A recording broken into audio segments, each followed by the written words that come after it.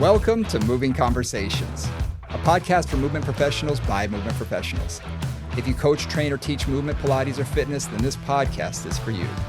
With more than 60 years of experience in fitness and Pilates, your hosts, Brian Ritchie and Nora St. John, explore the science of human movement, diving deep into the facts, myths, and common misconceptions, hoping to spark thought and conversation about how we view fitness and movement.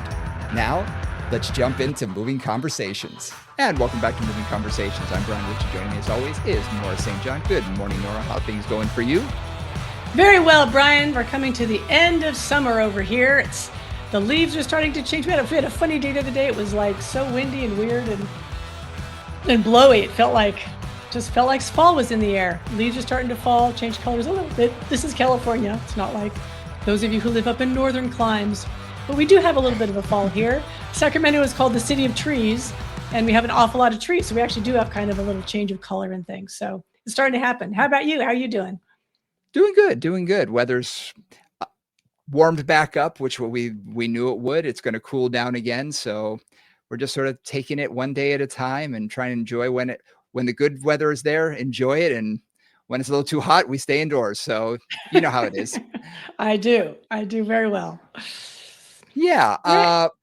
So before we get started, do us a favor, Yes. Hit that like and subscribe button. We really, really appreciate it. There's about 30% of you, 33% that do subscribe to our podcast, either on YouTube or here on, your podcasting, outlet of your choice.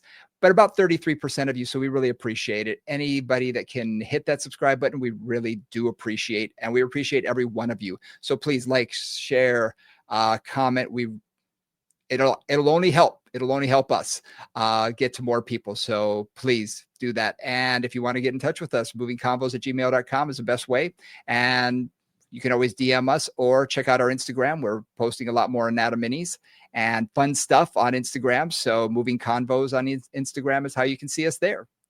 So you had an interesting, now that's out of the way. That's done. So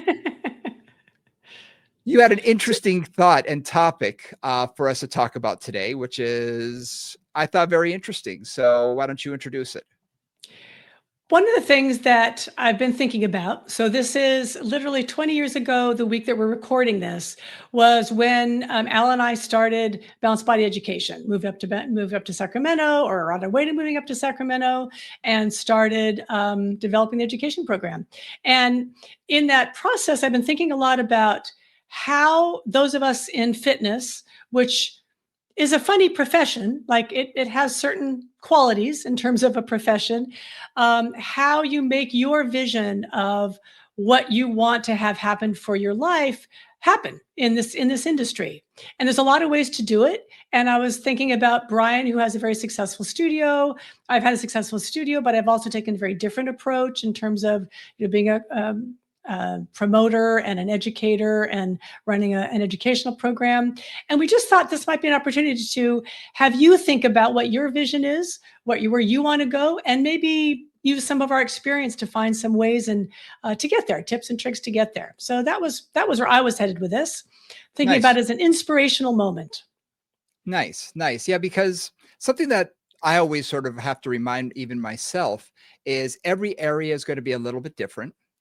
The fact that I'm on the East Coast, you're on the West Coast. When you're in the Bay Area, that's very different than if you were in Los Angeles or San Diego.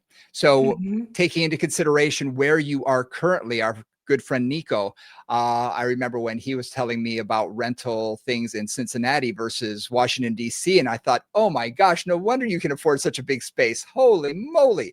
In comparison, because we're paying, 3 times the same amount. So every area is going to be different. And yeah, so talking about, how we got to where we are and the choices that we made might be an interesting thing for people to hear, just as, you might be making some changes in your practice or looking to move on, move out, change some things up. This might be a little bit of inspiration for that. One of the things that we certainly noticed during COVID, which is now, 5 years ago, thankfully, but I don't know, 6 years ago, it's behind us, but it's not really behind us in some funny way, because I feel like in many ways, COVID broke the fitness industry and the Pilates industry, just changed it radically on 2 sides. One, a lot of studios closed, a ton of gyms closed. There was like more bankruptcies in the fitness industry than we care to think about. And a lot of people just pivoted. They're like, okay, well, how am I going to make this work? How am I going to keep this going? And, Zoom was found. People now have classes on Zoom. And also a lot of people said, hey, what do I want to do? How do I Hmm. want to be? How can I be more successful? How can I maybe work? I'm not even going to say less because all of us work hard in Hmm. this industry, but smarter. How can I make a living that really supports me? And I think those are questions that a lot of certainly my peers and friends and people that I talk to are thinking about. Like, how can I do this better? Hmm. And a lot of that starts with where do you want to go and what do you want to do? So, Brian, what I'd like to ask you is Hmm. how did you end up starting the studio? Like, when did you decide I need to open a studio? And what was that process like for you?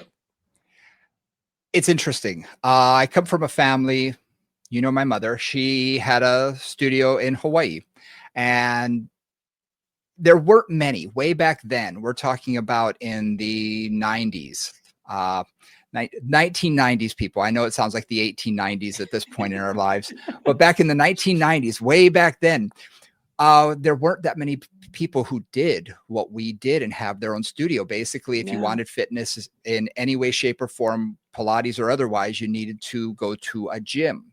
And so this was one of the first few, started very small and eventually started growing a little bit bigger. Contraction, expansion occurs, throughout the years. But seeing that and seeing that it could be done sort of gave me permission to try it on my own.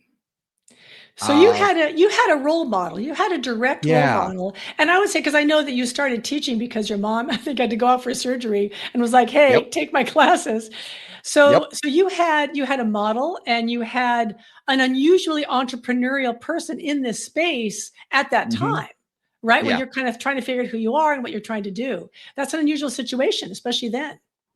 And what was interesting is she was the one who challenged me because when I moved to the East Coast, I moved to Washington, D.C. And long story, followed someone here and broke up almost as soon as we got here. But I said, I'm going to give myself a year. I'm going to give myself a year because, and if it doesn't work here, I can always go home. I can always go somewhere else. So I gave myself a year and I was working at a gym, one of the top gyms in the area. And I actually spoke with my mom and said, I could never do this on my own. Look at all this equipment. I mean, it must cost a fortune. And Ah, all she said was, I'm going to challenge you for the next month. Don't use a single piece of equipment. Use a ah, ball, good for use like her. a regular step bench, Yeah. maybe movable bench, use Yeah. bands, light weights, use tubing, all of that, and nothing else. And if you can do that without touching a piece of equipment, you could do it on your own. So I thought, oh, okay, it's only a month. And there was a little nook, literally a little nook that nobody used except for the maintenance crew at this gym because the gym had a had a track around the upstairs. And at one end of the track was, I swear to you, it was probably 10 by 7 feet, maybe. It was Uh-huh. small. But I said, I'm going to set up shop. I'm just going to bring all my stuff here. And if I get yelled at, I get yelled at. I can always move, but I'm going to do this. And I set up shop over there. And over the next month, I asked clients, did they feel that the quality of what I was doing was better, worse, same? And for the most part, it was the same. They said, oh, I never noticed a difference. I kind of like that it's private, that we're not around all the other people. So I said, okay, that's good to know. So I got into a little bit of a disagreement with management about pay As you do. and Yes, as you as do. as you do. And and I found out a lot of backstory about things. It was like, oh, okay. So someone's basically taking my money. Got it. Not just the club. So I just said, Right. I'm out of here. And I had an apartment and just said, I'm going to turn the entire living room into a studio. Uh-huh. And Okay. when, So so yeah, that, so that so was my you so first you start. went you went home studio as your first step First, out. yes, And the reason I want to absolutely. bring that up is because that is really common. I have Very so common. many friends and colleagues and stuff who said, "Well, I don't want to I don't want to rent a space. I don't want the responsibility. I don't have the money of that. The money. But I've got an extra room or I've got a guest room or I've got a garage or I've got, some other kind of space." So awesome. Yep. So how long did that last? How did that go? It went well. I started out at one place And that went well. And then I said, okay, well, I have the living room here, and my bedroom was another room. It was just a 1-bedroom apartment in the middle of Washington, D.C. I said, all right, let's try and find a house. And because that'll give me more space, because I can use part of the living room, as well as if I find a 3-bedroom house, I can actually turn 2 of the bedrooms into a studio. So instead of going out and, Priorities, Brian, prioriries. oh, It's a absolutely, living there's room no and 2 question what my bedrooms. priority. That's a studio. And then I got a bedroom and a kitchen. That's all I really need. I That's all love I it. need. That's all I got. Didn't matter. So slowly I started acquiring a little equipment here and there that I would need. Basically, I said, okay, what are my bare minimums? And I set up shop. I got a house, Northwest DC, very nice area. My mom actually set me aside and said, listen, you need to be where your clients are. Yeah. So that That's means right. you're going to need to invest a little bit more in a nice place, in a decent Yeah. place Yep. where they live, so that and I did a lot of research. People don't want to go be more than 6 minutes out of their way Yep. between home and work to go to any type of thing. That's the And thing. That's a even tricky for one. me That's a right good thing now, for you guys to think about. Yeah. absolutely. And 6 minutes doesn't, I mean, it sounds like, oh, well, you can go pretty far in 6 minutes when there's traffic and rush hour and Not in things like DC, that. you can't. You know, Not in exactly. DC, you can't. It could take you forever to go a block. Exactly. And so I said, I really need to be where they live. So I took a look on the map and said, here's where the majority of my clients live, is in this sort of neighborhood. Got it. Started looking, found a house, kind of run down, so it wasn't that expensive. Okay. And set up shop. And that was my initial, and then eventually went to another house, did the exact same thing. So I had 2 locations for probably a year and a half, and clients loved it. They came, no problem. But I'll tell you, one thing changed the way I thought and made me realize that I needed to go out and do an actual brick and mortar. Okay. And that's my wife. Because we were just dating and not a big deal. But we started talking about getting more serious, and it was a realization that not everybody wants to be woken up at 5:30 in the morning by a client coming over to the house when And you're in your clanking weights on the pajamas. ground. Right. Yeah, and you want to come downstairs in your pajamas and just make Yeah. some coffee or something, and I've got clients traipsing in and out of the house. And that was sort of a realization like, that may not work. So that's when I said, okay, I found a partner of someone I worked with at the gym before, and said, are you interested? I found a place, got totally ripped off, didn't know anything about anything at the time, got taken advantage of, like you do. My Like you first do. Yeah. time into it. But you learn. And with each location, I learned a little bit more and a little bit more. And literally, I did the drywall, I hung the mirrors, I did the flooring, the tiling, I built the place literally from scratch because the landlord wouldn't do it. So it was a process to go from big gym, small home studio, little bit bigger home studio, and then to an actual brick and mortar location. And that lasted 3 years. He and I split up, and I opened up my first larger studio where it was primarily just me, and I brought on some staff. All right. So that's the bigger overview. I'm going to pull out a few things there. Yeah. The first thing is, one of the things that I find is really critical if you want to be successful with this as a profession, not as a hobby, not as a part-time gig, not as something you cobble together with the rest of your life, is you kind of have to commit to it. And your story about like, okay, I started in the gym, and then I went to my apartment and I got a few clients there, and then I went to a house and got a few more clients there. You were committed. You worked No hard. question. I know you worked hard, because I know how that goes. And for those of you out there who want to do this, like this is not an unusual story. You take some financial risks. I'm sure your first house was a financial risk, because I think for most of us it is. So how did you get clients? How did you start out getting clients, and then how did that grow? And that's the thing people don't think about. When you're at a large gym, you have a constant influx of new people. Yeah, they're And bringing word them gets in. around of who's good, who's not. So I had a constant list of people who wanted to work with me. When I went out on my own, some people joined me, as So you brought they a few chose people to from your do. club, which is Yeah, typical, not right? everybody. Yeah, A couple people, right. some people came, but Yep. I took a look at, okay, my overhead, my rent was so much. Okay, how many clients do I need to see per week just to make my rent? Hmm. Not food, nothing else, just to make my rent. And I thought, okay, I can do that. I can do that. That's bare minimum. Like you said, I was committed. I was not working another job, but that's always an option. Right. I'm not above hard work. So I thought I could, but I'm going to make this work. And as I sort of kept stepping up a little bit, it was okay, how much do I need for rent?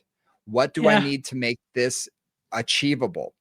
Getting clients was always the hardest part. However, I will say this, when you ask your current clientele, do you know anybody who's looking for someone? Please let them know about me. People want to help. I think in general, yes, everybody wants you to be their secret. They're sort of like, I have a secret weapon here that's keeping me in shape. Yes, but at the same time, they want to help you out and they see you're a young entrepreneur, you're trying, you're struggling, you're doing Yes. your Yeah. best. Definitely like to support you. They want to support you. And I've had some amazing clients who said, look, whatever it takes, I'll pay for 20, 30, 50 sessions ahead. I don't care. Whatever you need, I will help out. And so I was lucky. I never used it. I never took advantage of any of my clients, but there was always a little bit of a fallback if I ever needed it. But So I want to break in there for just a minute, Brian, because I want to say one more thing, which is if you're good, and this is an if, this is a big mhm, if. Because I've had more than one instructor kind of go, I've tried this and I've tried that and it hasn't worked and I don't know what I'm going to do, and right, and they can't get clients. They can't. I yep, shouldn't say they can't get clients. I should say they can't keep clients. keep clients. Yes. Right. And so one of the things I hear from you, and certainly was my experience as well, that I started my studio in 2000 or whatever. I was one of the few Pilates studios in the East Bay of, the Bay Area. And it was like, I had a few clients that I knew from the place that I was, and I had referrals from St. Francis, where I'd worked for a long time. But basically, I did a good job. They told their Mhm, friends. I don't think I mhm, advertised ever. And this was the time when you didn't need to. I understand most of right. you are in a very different space right now with a lot more competition and stuff. But it was like, if you do a good job, if you treat them well, they will absolutely show up and they will bring their Mhm, friends. So yeah, yep. that was my experience for sure. Yeah. And that's kind of how it was. And I rarely lost clients. They Hmm. stayed around for a long period of time. And that's been my throughout my career that in general, most of my clients have been with me for multiple years, not just months, but they stick around for a long period of time because I keep them safe. As we're getting older, we have things come up, shoulders, back, knees, all sorts of stuff. And so it's sort of an industry that I can keep giving to for the clients. So it's been very beneficial. But yeah, I haven't lost a lot of clients, which is very, very good. And that's a Well, I key. I also want to say that the other thing that I am throwing a few little thoughts in here for you guys who are out there Please. listening. One is your commitment is what determines all of this. Like Yeah. when I was running my studio, I was absolutely 150% committed to doing exactly that. I was Mhm. committed to dealing with my clients. I was committed to learning. I was committed to really making this the most important thing in my life. I mean, that sounds a little intense, but that's exactly how it was.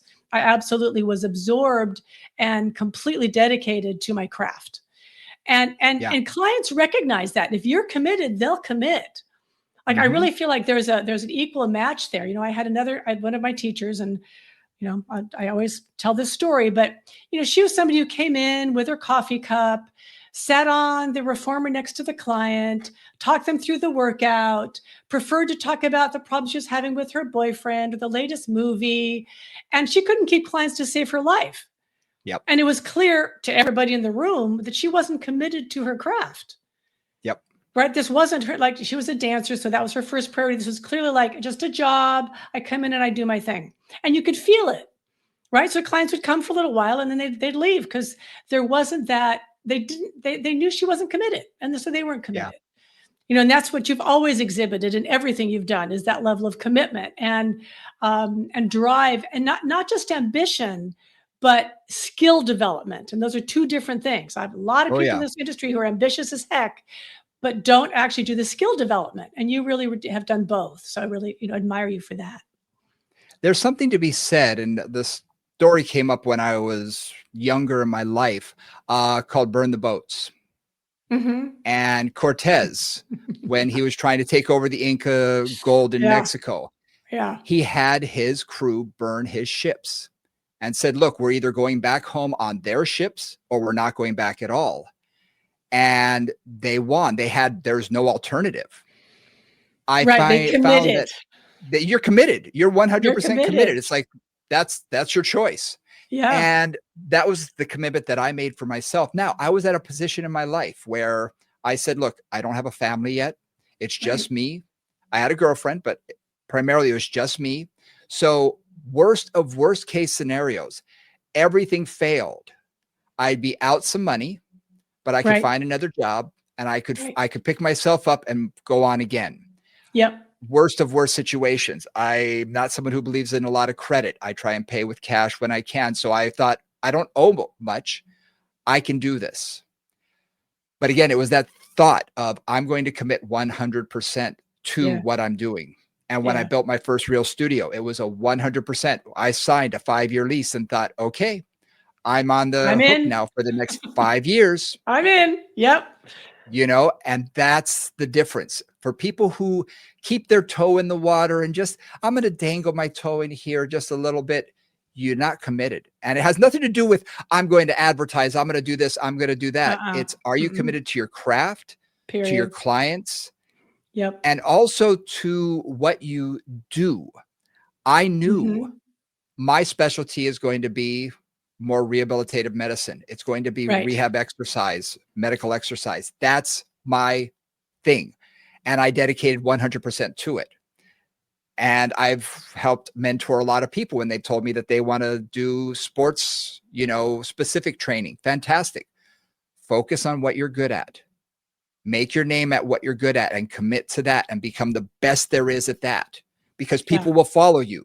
But if you're a jack Yeah. of all trades, you're going to be picking up the pieces of the best. You're just going to be picking up the pieces of, here and there and everywhere.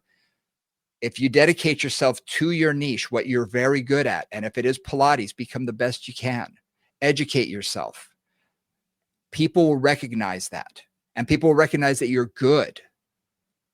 And it's not just a part-time job. It's not just a fly-by-night fancy. This is your Yeah. career. I had a And brief story. yeah. Yeah. Yeah. I Gentleman named Winston was one of the best hairstylists in Hawaii. I had very, very long hair. It was well past my shoulders. It looked like Slash from Guns N' Roses, wild afro, wild man from Borneo sort of look. And I went in to see him. I was scared to cut my hair because once you cut it, you can't put it back. And 45 minutes, I just sat there. I don't know. And I said, I don't know you and all this kind of stuff. And he says, son, and very flamboyant man, he said, I don't work at McDonald's on the side. This is what I do. And I'm the best at what I do. Either you trust me or you don't. Yep. And I have used that phrase with clients I love many it. times because I they love come it. in and they're like, well, why should I come to you? I say, this is what I do. Yeah. And I'm the best at what I do. And if you have that belief and you prove it to yourself and you prove it to them, they don't want to go anywhere else. They will put their trust in you and they'll pay the amount that you charge, because I charge more than other people do. So again, it's putting that trust in who you are and that belief. And again, you have proven that belief, that you deserve that belief in you. True. You've done the work. You have Yeah. a kinesiology degree. You've done medical exercise specialist work. You've done a lot of research. You've done a lot of reading. You've done a lot of you've gathered information. Yep. And I want to add this too. You've used your clients as your learners, right? As your instructors, I would say.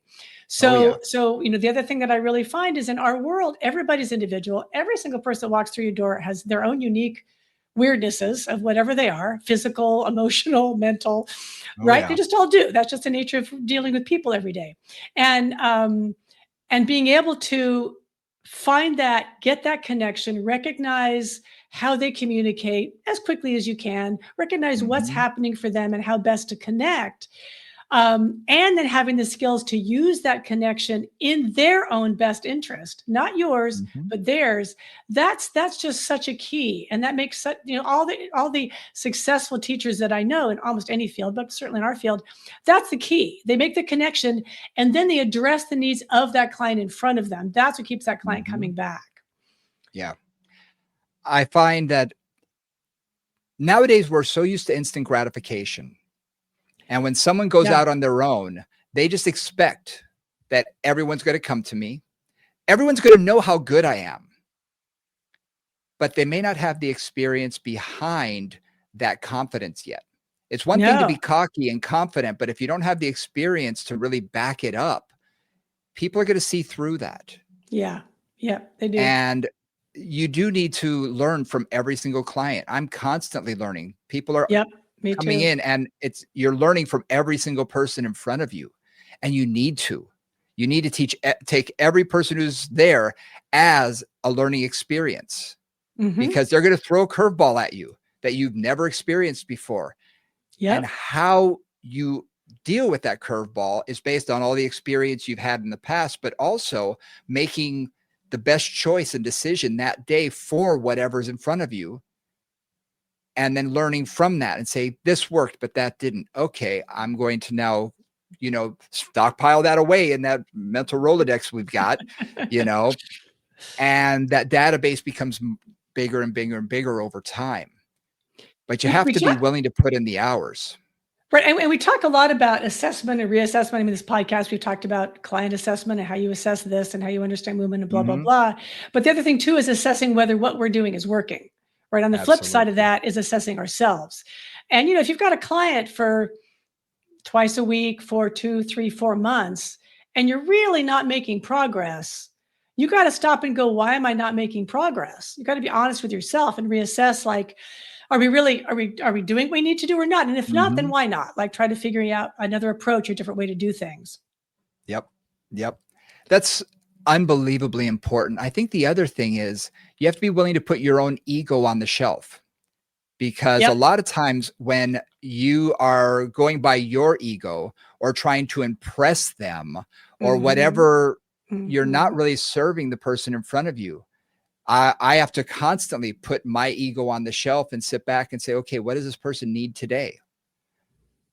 Because Yep, things come up. exactly. My last client, she just said, "Oh, I've been having this tweak in my back for the last, 4 or 5 days." Okay, let's take a look at your motion. Let's take a look at what's going on. I said, "Oh, can you see how you're standing?" And making some small adjustments. Oh, that feels a lot better. Great. Let's build on to that. But it was again assessing where they were today based on what they told me and making those small choices that that client needed at the moment. And I hate to say that's from 30 years of experience and being able to go on the fly and not being stuck in my own brain of, well, that's not what I had planned for today. Yeah. Or I learned this new exercise and you're going to do it whether they need it or not.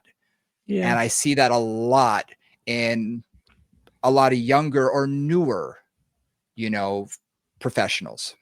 Mhm, exactly. Or in Pilates, there's definitely versions of Pilates, and it's like, this is what you should be doing. This is the posture you should Mhm. hold. This is kind of how things are supposed to be done. That's true in any physical training, right? There's Yeah. standards and there's um, agreements about what's better and what's worse. I mean, that's just the nature of the critter. Yep. But a lot of times those don't take into account the person in front of you. So I want to pivot a little bit though, Brian, because you've been doing, again, running a successful studio for a long time. When did you first start to get into education and starting to do workshops and thinking that you had something to offer other instructors? What was that transition for you? I was reached out. Dr. Mike Jones, who created the whole medical exercise specialist certification and whatnot, he reached out to a few people that he thought might make good instructors. How did he know Uh, you? I took his course Okay. All right. and we developed a bond. And then I didn't hear from him for years, didn't see him, didn't hear from him, nothing.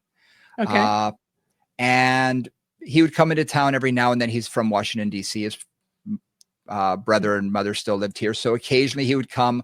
I might see him on the fly, occasionally, but he knew what I did. And I guess he followed up on that. And he brought in probably 6 or 7 of us to possibly teach for him medical exercise. And of those, I think only 2 of us actually taught regularly for him. Mm-hmm. I Right. think there were only Okay. 2 of us. And that really taught me that I could teach So and that once I again, you had had a something to offer. mentor that Yes, recognized it in you, right? It wasn't like you were like, I'm absolutely. going to go out and be a teacher. Somebody saw that skill in you and Yep. helped you to develop it and gave you a curriculum and gave you a structure to kind of move that forward with. Yeah. Yeah. Yeah. Yeah. And I think a lot of times people start with like through Balanced Body or through BOSU or whatever, becoming a master instructor first and Right. teaching that way. I sort of Exactly. jumped past that and was teaching on a little larger level. Yeah. And I'll be honest, I dove in the deep end. I had a knowledge base, and my background. I did stand up comedy, I did acting, I did radio, I've done a lot of different things. So I'm comfortable speaking in front of groups. I have no problem with that. So for me, it became very natural. And I got on all I had to do. And I tell people this: you get your foot in the door. And I did through IDEA, International Dance and Exercise Association. And I was given a chance to do one class, and the class did well. So I was invited to do another class. And my thing is, you never know if you're ever going to be asked to do another one. So make sure every time you're there, you give It's as good as you can 100%, be. be as good as you can be. I mean, I want a mic drop moment every single time I go out on stage. I want to make sure that I have that standing ovation, that everybody wants to take whatever I'm teaching again. That's always my goal. I want to exceed expectation. And by having, I think, that goal in mind of exceeding and everybody's expectations of what I was doing really helped, because that's how you and I met, because you were teaching and we started talking, and then you invited me to teach with Balanced Body because you hopefully saw something in what I was doing. But Yeah. it was every time I went out there, I did a little bit more and tried a little harder and made sure that I was a little better each and every time. And I think that's the important thing, is not to rest on your laurels. Just because you've made it once doesn't mean they're ever going to call you again. Right. Absolutely. And there's always that fear inside of me. Funny enough, This is my I last go through that performance. every year in September. I look at my wall, which is to the side of me here, and I see all the things I've done this year. And I'm like, fantastic. And I look, and my next year is not there yet. And I start freaking out thinking, oh my gosh, I got to fill that up. What's going to happen? And every year it does, it gets full, but there's always that fear. And I think that fear can be a good thing, because it does remind you that, hey, you got to keep working. You've got to keep striving. You got to keep getting better.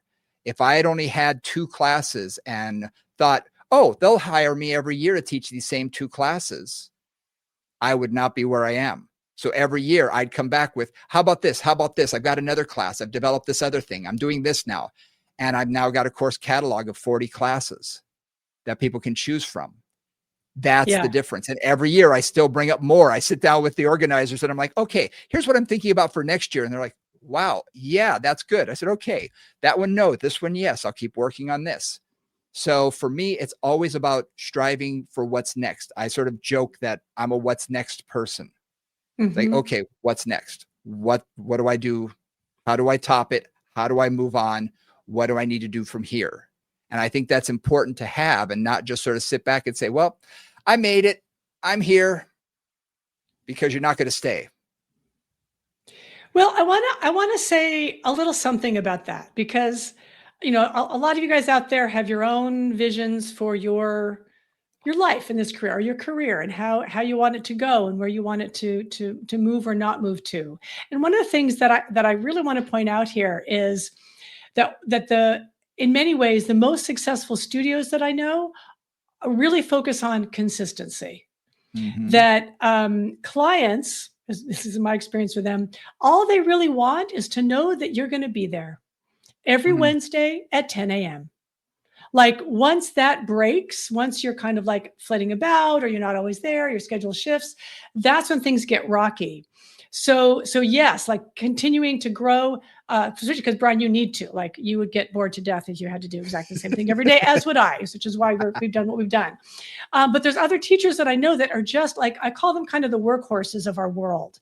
They Mhm. come in, they see a steady clientele every week. They have no problem seeing Alice every single Wednesday for the last 10 years and giving Yep. her their best. And that's the other thing is there's also teachers who really take this as, this is my steady state task. Maybe I'm an employee Mhm. at a club or I'm an employee at a studio, and I come in and I do my job. And then I go home and I don't have to think about the rent and I don't have to think about all the, the personnel issues and the taxes I have to pay and all that. So Yep. I really want to say that that's a very legitimate role to play, and all of us are Mhm. dependent on people who really don't necessarily have the ambition to move, quickly and change things all the time, but really do want to be that in the trenches every day at the studio. Yep. I mean, I did that for 16 years steadily. You've done that for longer than that. That still is the bread and butter of what we do, is showing up every day Mhm. with as much integrity as you can. Yeah. So And I and want to that bring that builds up the there too. trust.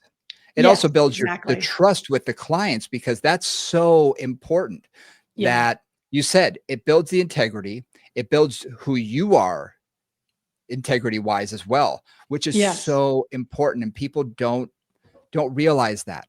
So you Yeah. really need to honor that and realize that that's really what we want to do. But those workhorses, the good ones, are always working harder to be better. Yeah, they are. They're Taking educating themselves. classes. They take Yep, classes, they're exactly. talking to other instructors or Yep. whatever, but by doing that, it really changes who they are as a person, Yeah. and they do get better, and I find that that is so important. I can't tell you the number of times I've been at a gym or whatnot and start talking to some of the trainers, and I know a big conference is coming to their town in, the next 6 weeks or so. I said, "Oh, you going to that?" "Nope, nope. Why would I do that? I'm gonna be here working with my people because that's what I do." I'm like, "Yeah, but Right. taking one day to get better, you can serve Yeah. them so much more." So Yeah. there's a time and a place to be hunkered down, to be in the trenches, and there's a time and a place to go out and really expand who you are and make yourself better. And one of the things that is certainly true, I mean, you and I have both been doing this for close to 30 years, is movement science has changed Oh, immeasurably over those 30 dramatically. years. Yep. And so whatever you learned in your initial phase of whatever physical method you're doing, that has Yep. changed. Perspectives on it have changed, thoughts about it have changed, research has changed wildly. So I do really encourage any of you to do education. There's lots of ways to do it. You don't have to go to a big conference. Maybe you go to a small workshop. Maybe you're really passionate about hands-on work, or you're passionate about fascia, or you love a particular kind of like using the roller or using a tool, right? Yep. That's really where you can develop and grow and learn some new things and expand your understanding of how the body moves, because that really does also keep you fresh personally, Yep. right? Both for you and for your clients. No question. No question. And you should also just want to be curious. Yeah, I that's what find keeps that me that's going. so important. I mean, that's why you and I do this and how much we love talking to each other.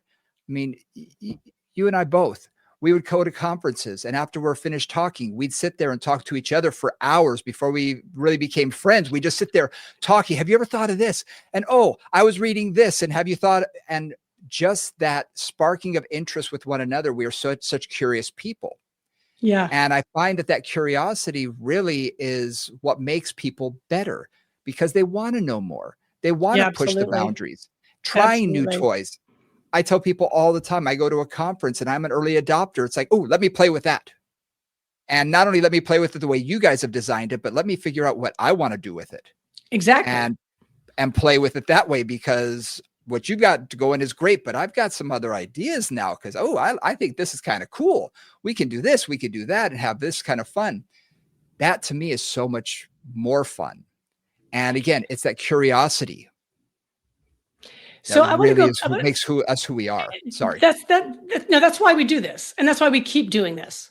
Right? I always say, like, as soon as I give up on being curious, I'm done.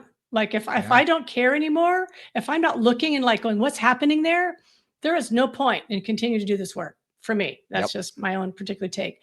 So I wanted to come back a little bit because I wanted to talk specifically about two things that you've said. One is how you become a presenter, how you move yourself up into that next step, into teaching teachers or doing workshops or even honestly doing something useful. And I know I'm a little pejorative on that, on Instagram or on Facebook.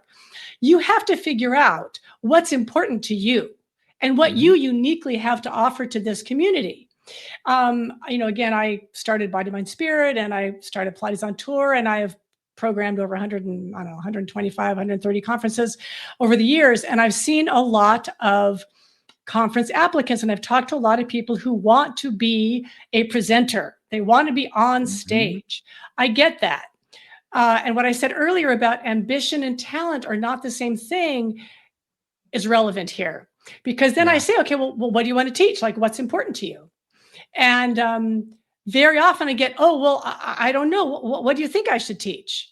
And I always come back with the same answer. I say, I can't tell you that. I said, if you want to be a presenter, if you want to come out and give something to this community and teach them something, you have to know what it is you have to teach. You have to know what's important to you, what insights you've gained that you want to share. That's your job. So, if you are thinking about really moving up into that next level, as it were, really think about that. What's important to you? Not just, oh, I can teach in Pilates world, I can teach hundreds in footwork and da-da-da. Great. Good. Fantastic. What's your secret sauce? Do you have special cues that you use? Do you use music in a certain way? Do you have programs or protocols or flows that work really well? From Brian and I's perspective, do you have other parts of a background? Do you have a massage background that brings some hands-on work in, or a psychological background? Like, what does that? Like, what brings you joy, and what skills do you have uniquely to make that happen? I had a Pilates instructor who you know quite well, who approached me at one of our conferences and wanted to sit down and talk with me. And she's very sweet. She's very smart, but she said, I want to teach with you. So let's create a class together. I want to teach with you. It's like, oh, okay. All right. And when we sat down, I said, I just have one question for you. What do you have to say? Yeah. And she said, what do you mean? I said, what do you have to say that's different than everybody else? Because you can always reiterate. And there are a lot of great master trainers out there who take the curriculum that they've learned from their master trainer courses and, forgive the term, but regurgitate it over and over again to new instructors, because we need that. New instructors need to learn how to become Pilates instructors. So whether you're learning, Mat 1, whether you're learning Reformer or whatever, I said, that's great. I'm glad that you have that. But what do you have uniquely yours? What is your voice? What do you have to say that's different, that can take you to that next level? Because there's this level of master instructor, which is fabulous. We need them. But I think there's another level where you're a content creator, where you have a voice, where you have a story that you just need to tell, and having that voice is huge. And I really want to thank you for bringing up that distinction, because again, there's we have a lot of educators who balance body. I'm sure Brian's worked with many in other fields as well, who want to present but need to be given the curriculum, right? Given the book. And then they always, and this is what I love about, particularly all the educators I've worked with, and yes, I love all of you, make it your own. Like, yes, I'm teaching footwork, but I'm teaching it from my perspective, or I'm teaching Bosu, but I'm teaching it with my personality and my flair and my kind of passion for it. that is incredibly, absolutely valuable and important for the carrying on of our profession and the Hmm. development of our profession. It's So necessary. this is essential. It's not even necessary. It's essential. Like without teachers to teach teachers how to do this stuff, we don't have Yep. anything. But I think your other point about if you're going to teach in a more, in a higher level situation, a national conference or a local workshop or whatever, that goes beyond just the curriculum that you've been taught. That goes like, what's your voice? So I want to make that Mhm. distinction a little clearer. Thank you, Brian, for, Yeah. for bringing that up. Yeah, absolutely. Yeah. And it's important. It's important. And once people do get to that level, you can really see that it's almost as though they take off in a different way Yeah. because they're not stuck on only teaching what they've been taught. Now it's like, okay, here's what I'm creating. Here's Yes. that what I'm bringing to the table. And once you do that, then other people start noticing that, and you will be invited more to national conferences and whatnot because, oh yeah, that person, they have a voice. They there's something there. So I think that's really important that you have to know what do you have to say and how are you different than everything else that's come before you. And I'm not saying having pink hair and light yourself on fire. I'm talking about what Right. Actual value that talent, you can actual give. skill. Yeah, beyond, you know, what everybody else has. So one of the things that, again, my path is a little different than Brian's. Started at St. Francis, most of you know my story, and then ended up owning my studio, and then ended up starting a couple of Pilates conferences, and then ended up working for Bounce Body as their education department. And so for me, like I was in the trenches for solidly for 16 years, and working a lot. I wasn't one of those 10 hours a week people. I was usually 40 to 60 to 80 hours a week with clients or teaching teachers. And Mhm, there was a moment when I said, okay, I need to start teaching teachers. And some of that was because I left St. Francis and I was moving into my own studio and I needed to train the teachers at St. Francis to teach. So a lot of it for me was that just I need to do this. This is something, this is the next task. And I seem to be the person who's going to do this. So develop teacher training program. Um, and that was, that's another way to do that is like, okay, what do I have to teach? And I was teaching the repertoire, right? I was teaching footwork and whatever else I knew, but I was teaching it from a perspective of where I'd come from, which was St. Francis, which was medically oriented for sure, and had kind of a unique spin on a lot of the Pilates repertoire and things that I learned from that. So there's also that point where maybe you want to take a different track here. Maybe you want to think about what your role is in your community. mhm, I know people who have moved into being major mentors, business mentors for people, because business is really where they live. mhm. Marketing mentors for people, because that's their passion. And they love Pilates or they love fitness or they love personal training, but they also really like this other piece of things. Or organizations, running an organization, running a team. So the other way to think about this is what can you do for your community? This is a community, and we're kind of as I often Mhm. say, a weird and unique one. There aren't a Yeah. lot of people that care about what we care about the way we care about it. Trust me. If you've ever been at a dinner party and you say what you do, what I usually get is guilt. Oh, I should start working out. Like, oh God, let's not talk about your guilt right now. It's not, this is just what I do. I don't judge you for doing what you do. This is what I do. Um, but really thinking about like where else can you be of service. I think about my friend Tanya, who is a dancer, Pilates teacher, studio Mm, owner, and basically because of her commitment to her community, inspired me to start and to bring Bounce Body in on developing a teacher training program for Black instructors, a Pilates teacher training program for Black instructors, because they were severely underrepresented in the industry. And so for her, it was, what can I do for the community? What is my bigger role here than just being in my studio? So that's mhm. another, if something like that's important to you, think about that. What can you provide, not just from a technical hands-on perspective, but maybe you have a role to play in terms of supporting the community or inspiring the community or educating the community, right? All those things are also ways to participate in some different ways and to have a different role in this world that we have. And keep in mind that community doesn't mean just your demo, just where you live. Not at all. Okay. It can be anything. It could be among other Pilates instructors nationwide. It could be Or among worldwide. fitness professionals worldwide. It could be, but then again, it could be literally a subsect of your community. Like for Tanya, she has done so much in her community and brought so many people into Pilates who never would have before, and into movement. I'm going to say movement because she also does dance and things like that, but into movement that may never have been introduced to it before. That, Right. oh my gosh, she has done so much.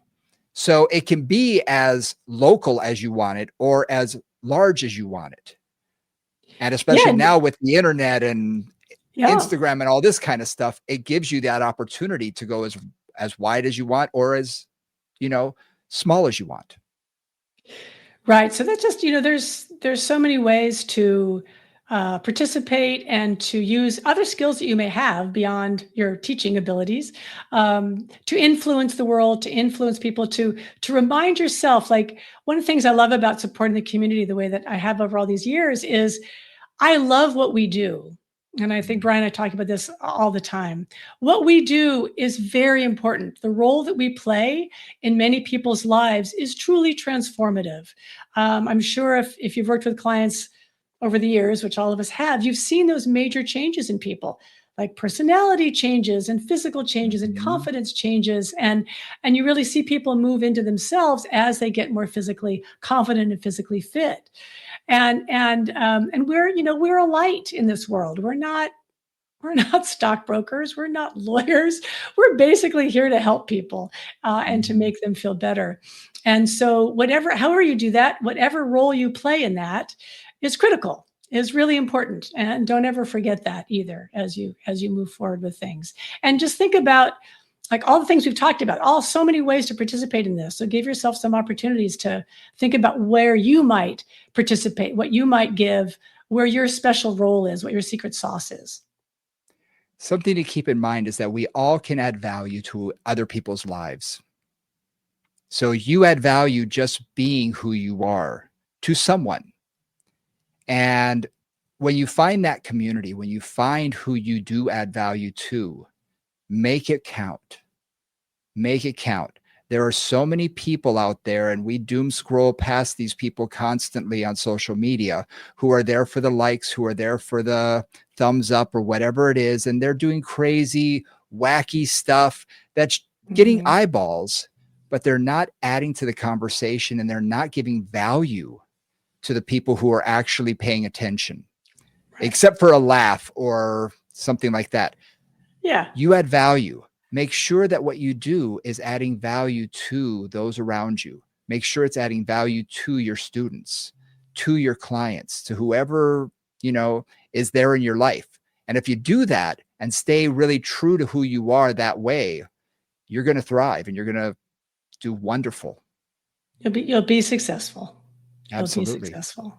All right, my friends. Well, Brian, you think we've wrapped that one? I think so. I think so. I think that's that was pretty good. And that all being said, I want to thank you, Nora, for what 3 years ago, actually longer than that, 3.5 years ago, saying, "Hey, I've got an idea. What do you think about starting a podcast and partnering up?" And it's taken us a little longer, but life also sort of gets in the way of, everything else because you can't just drop everything and say, "Here, I've got a new venture. Let's go." But things are moving in the right direction. And I think we are adding value, and you add value to me and to my practice and to my life. So I want to say thank you for joining me on this adventure every week because I really do appreciate it. I'm learning constantly and I continue to learn and want to. So thank you. Well, that runs both ways. And now that we have, I always learn something from you because, again, Brian, I always speak this. We say we speak the same language, but from different continents. Like, we have different accents, which or dialects or something. And I also want to say thank you to all of our listeners, which, I know is 100%. is a small but dedicated group. But Hmm. hopefully this just inspires you and helps you to have a little something to think about during your week. I always use podcasts to kind of like get a little oomph, like, oh, there's a concept. And then I play with that concept for a week or two with clients or with the PowerPoints I'm building or whatever. And then I need a little more inspiration and I go to another podcast and I get a little clip. Or I spend my time with Brian and I go, oh, yeah, that's now I've got to bring that thought into everything I'm doing. So hopefully we've done some of that for you. And, so like and subscribe, leave a comment, let us know what you're thinking. Let us know who you want to hear from. We've got some Yes, guests coming up for most of this next season. I think we're going to have a lot of guests coming up from all over the fitness world. And hopefully you'll find them educational and interesting as well. absolutely. So thank you so much. We appreciate every like, every subscribe, every one of you. We really appreciate. And for Nora St. John and Brian Ritchie, we will see you all next week. Bye, guys.